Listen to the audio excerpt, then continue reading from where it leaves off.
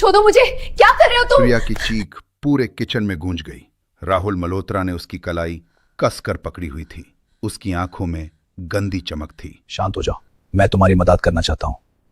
तुम्हारी अम्मा बीमार है ना, मैं तुम्हें अच्छे पैसे दे सकता हूं, बस मेरी एक बात मान लो। नहीं, मैं नहीं मानूंगी, छोड़ मुझे। प्रिया ने पूरी ताकत से धक्का दिया। राहुल लड़खड़ा गया। प्रिया ने मौका देखकर दरवाजा खोला और बाहर की तरफ भाग गई। उसके आंसू नहीं रुक रहे थे। राहुल ने पीछे से आवाज लगाई, अरे रुको, सुनो तो। प्रिया रुकी नहीं, वो बस भागती रही। वो बंगले के गेट से बाहर निकली और सड़क पर आ गई। सांसें तेज चल रही थी। हे भगवान, अब क्या होगा? प्रिया रोते हुए अपनी झोपड़ी की तरफ भाग। घर पहुंची तो अम्मा खाट पर लेटी खांस रही थी। उनकी तबीयत बहुत खराब थी। बेटी इतनी जल्दी कैसे आ गई? काम खत्म हो गया? अम्मा ने कमजोर आवाज में पूछा। प्रिया कुछ नहीं बोली, बस रोती रही। अम्मा समझ गईं कि कुछ गड़बड़ है। क्या हुआ बेटी, किसी ने कुछ कहा क्या? अम्मा ने उसका सिर अपनी गोद में रख लिया। अम्मा, वो राहुल थी, वो मुझे क्या किया उसने, सब बता बेटी। वो मुझे गलत तरीके से छूटा था, बुरी नजरों से देखता था। आज तो उसने मुझे खींचने की कोशिश भी की। हे भगवान, ये क्या सुन रही हूं मैं। बेटी अब तू वहां काम नहीं करेगी बस। लेकिन अम्मा, आपकी दवाइयां, हमारा खर्चा कहां से आएगा? प्रिया ने कहा। दवाइयां जाए भाड़ में, मेरी बेटी की इज्जत से बड़ी कोई चीज नहीं है। लेकिन मजबूरी बड़ी चीज होती है। अम्मा की हालत दिन ब दिन बिगड़ती जा रही थी। दवाइयां नहीं तो उनकी जान खतरे में पड़ सकती थी। 2 दिन बाद प्रिया फिर काम पर गई। पैसे नहीं तो खाना नहीं। राहुल ने उसे देखकर मुस्कुराया। अच्छा किया जो आ गई, मैंने सोचा तुम नाराज हो गई हो। प्रिया ने कुछ नहीं कहा, चुपचाप काम करने लगी। अंदर से वो बहुत डर रही थी, लेकिन अम्मा के लिए ये सब सहना पड़ रहा था। शाम को राहुल का साथी आया, अर्जुन सिंह राठौर। स्मार्ट सूट में, लेकिन आंखों में नरमी थी। चेहरे पर एक अलग ही शालीनता थी। अर्जुन भाई, आओ आओ। राहुल ने उसे अंदर बुलाया। दोनों हॉल में बैठकर काम की बातें करने लगे। प्रिया चाय लेकर आई। उसने दोनों को चाय दी और वापस जाने लगी। राहुल ने अर्जुन के कान में धीरे से कहा, देखा इसे, कितनी खूबसूरत है ना? अर्जुन ने प्रिया की तरफ देखा। सच में बहुत सुंदर थी वो, लेकिन अर्जुन की नजरों में कोई गंदगी नहीं थी। हाँ तो? अर्जुन ने सपाट आवाज में पूछा। यार, अगर हम दोनों मिलकर, तुम समझ रहे हो ना? राहुल ने आंख मारी। अर्जुन का चेहरा एकदम सख्त हो गया। उसकी भौहें तन गईं। राहुल, ये क्या बकवास है? वो एक गरीब लड़की है जो मेहनत से काम कर रही है। तुम ऐसा कैसे सोच सकते हो? अर्जुन ने गुस्से में कहा। उसकी आवाज में सख्ती थी। अरे यार, ऐसे तो दुनिया नहीं चलती। हम अमीर हैं, पैसा है तो क्या नहीं मिल सकता? राहुल ने हंसते हुए कहा। मैं इस बकवास में शामिल नहीं होऊंगा। अर्जुन उठ खड़ा हुआ। और तुम्हें भी ये गलत काम नहीं करना चाहिए। अरे ठीक है यार, तुम्हारी मर्जी, मैं तो बस। राहुल ने कंधे उचकाए। राहुल, मैं गंभीर हूं, ये बिल्कुल गलत है। उस लड़की को परेशान मत करो। अर्जुन ने चेतावनी दी और चला गया। लेकिन राहुल ने उसकी बात नहीं मानी। उसे लगा कि अर्जुन सिर्फ दिखावा कर रहा है। अगले कुछ दिनों में राहुल की हरकतें और बढ़ती गईं। कभी हाथ पकड़ने की कोशिश करता, कभी रास्ता रोककर खड़ा हो जाता। प्रिया डरी सहमी रहती थी, हर वक्त खौफ में जीती थी, लेकिन मजबूरी में काम करती रही। अम्मा की हालत दिन ब दिन बिगड़ती जा रही थी।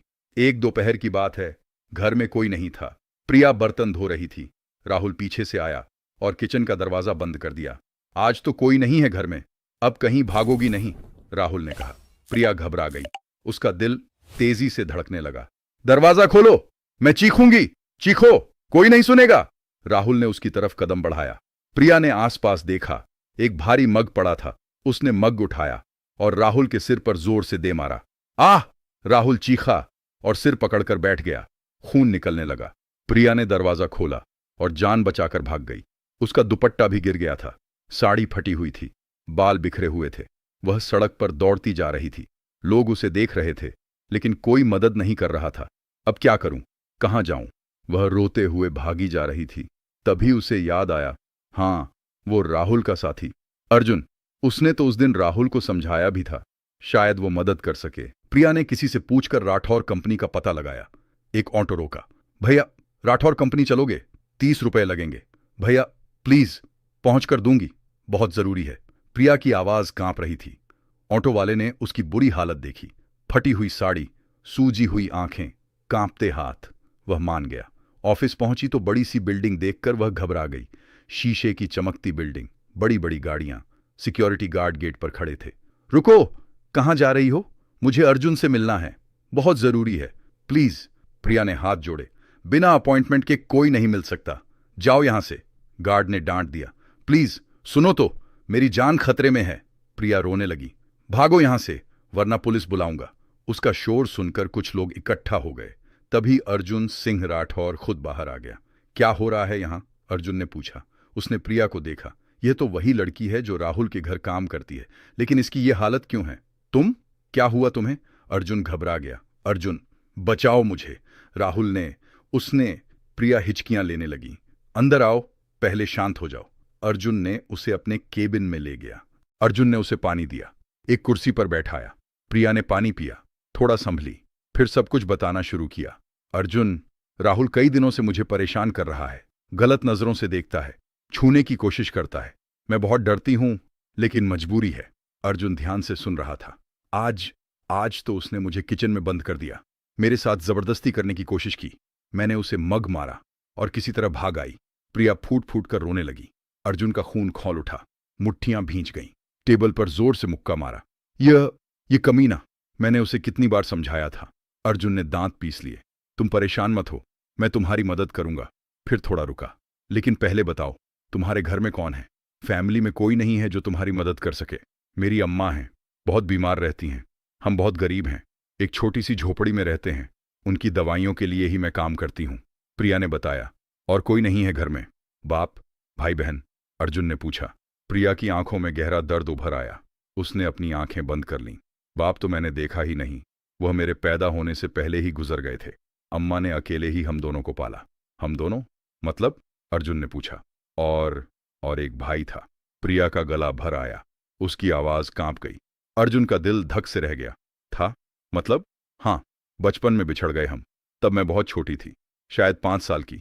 मेरा भाई थोड़ा बड़ा था, उसका नाम आदित्य था। प्रिया रोने लगी। अर्जुन के रोंगटे खड़े हो गए। उसका दिल तेजी से धड़कने लगा, हाथ कांपने लगे। कैसे बिछड़े तुम? अर्जुन ने कांपती आवाज में पूछा। मेले में, दिवाली के मेले में, भीड़ में भाई का हाथ छूट गया था। फिर हमने बहुत ढूंढा, पुलिस में भी रिपोर्ट की, लेकिन नहीं मिला, कहीं नहीं मिला। प्रिया ने आंसू पोंछे। अर्जुन सन्न बैठा था। उसके दिमाग में पुरानी यादें घूमने लगीं। वही मेला, वही भीड़, वही दर्द। अम्मा, मुझे जलेबी चाहिए, छोटी सी प्रिया चिल्लाई। अभी नहीं बेटी, पैसे कम हैं, चलो घर चलते हैं, अम्मा ने कहा। दिवाली के मेले में बहुत भीड़ थी, रंग बिरंगी रोशनी, झूले, मिठाइयों की दुकानें, सब कुछ सजा हुआ था। अम्मा, देखो वो बड़ा सा पहिया घूम रहा है, मुझे भी बैठना है, आदित्य ने जिद की। बेटा, पैसे नहीं हैं, हमने आज बहुत खर्च कर लिया, अब चलो घर। अम्मा ने दोनों बच्चों का हाथ पकड़ा, लेकिन भीड़ बहुत ज्यादा थी। अचानक धक्का मुक्की हुई, कुछ लोग तेजी से आगे बढ़े। आदित्य का हाथ अम्मा के हाथ से छूट गया। अम्मा, अम्मा कहाँ हो? आदित्य चिल्लाया। वह भीड़ में इधर उधर भागने लगा।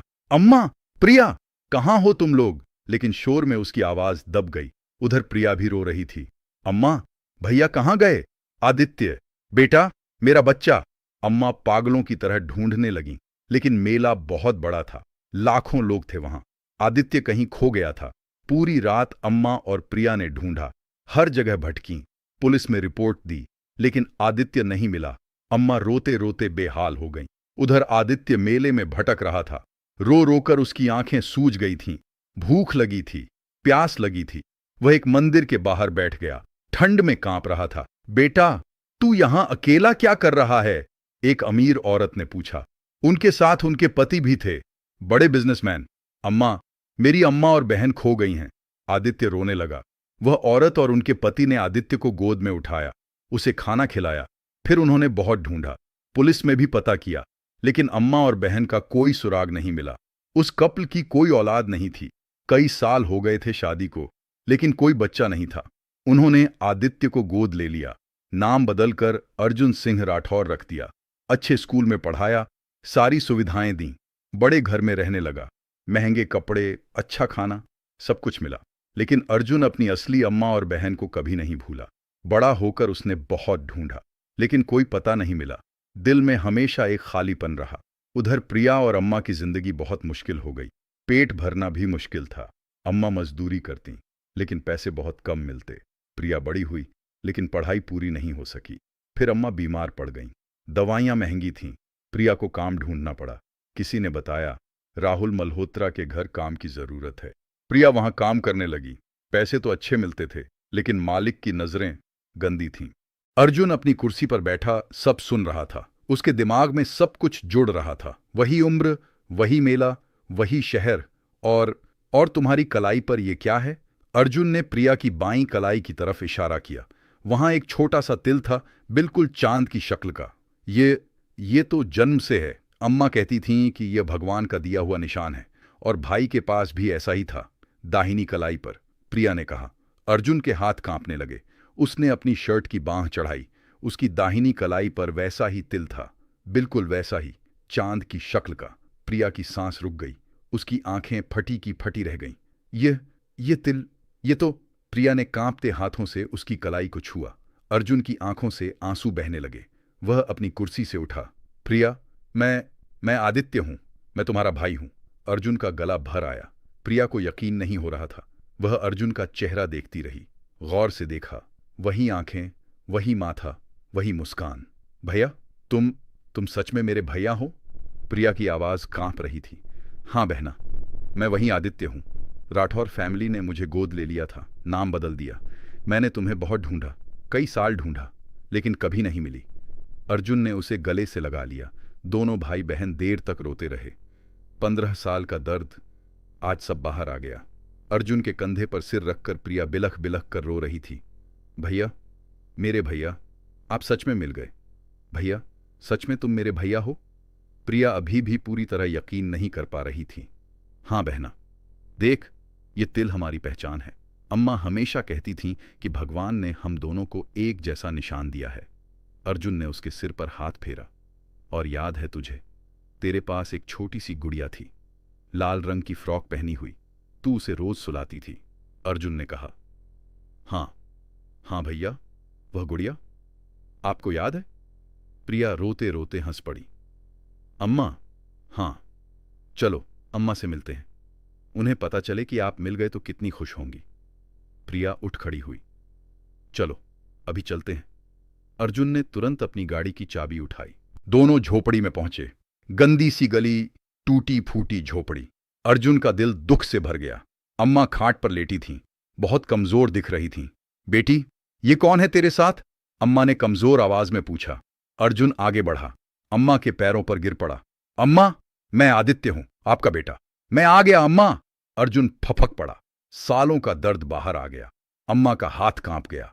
उन्होंने अर्जुन का चेहरा छुआ, माथे को छुआ, आंखों को छुआ। मेरा बच्चा, मेरा आदित्य, तू सच में आ गया?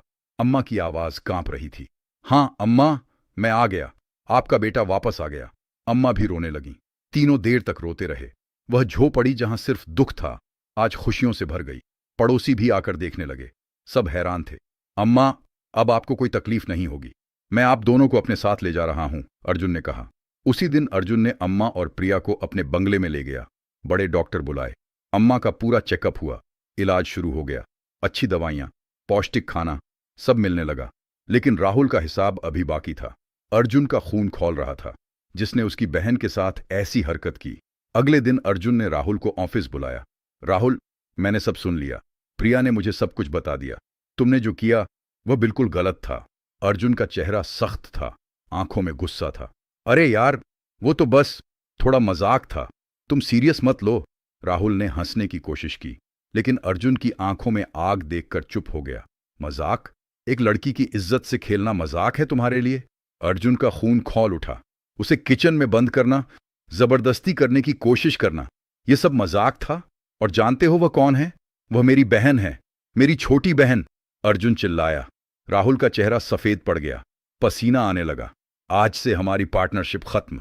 तुमने जो किया उसकी सजा तुम्हें जरूर मिलेगी। अर्जुन ने सारे पेपर उसके सामने फेंक दिए।